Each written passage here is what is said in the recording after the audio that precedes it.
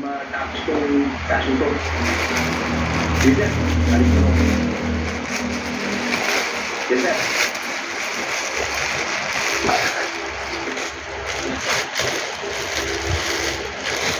Para daw gusto ng pagkanila. Aba, di yata tama yun. Di yata tama yun. Di yata tama yun. Di yata tama yun. Di ba kumain dyan? Oh, sorry. Berat talaga ang mga dito eh. Ano dito? Dito rin mo. Lagi nagugulo kami natin dito eh. Kaya sa lang kung tawag ko kayo. Ako nga.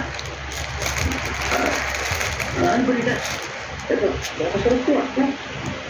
Pinakain na may pinapayan. Yan. Napasugod ka.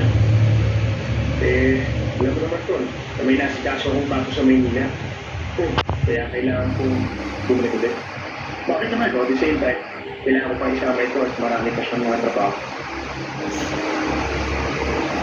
Aba, paano naman si Our Divine? Oo nga naman. Ikaw diba? Tama ka? Well, siguro, hindi na lang muna ako.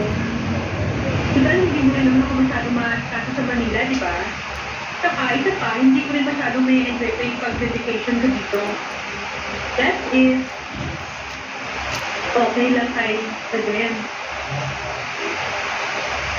Ano? In fact, okay kay Idol. Welcome to the party. At saka lahat ito nakasara. At saka wala namang hindi pwede dito na hindi po pwede. Lahat pwede, di ba? Oo nga, di ba Idol? Tama na, sige. Paano? Moro na kami. Okay? Oh, paano? Bumili na ako na.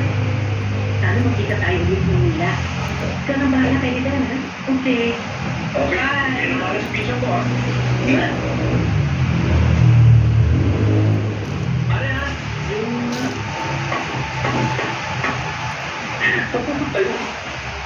Sa Maynila, no?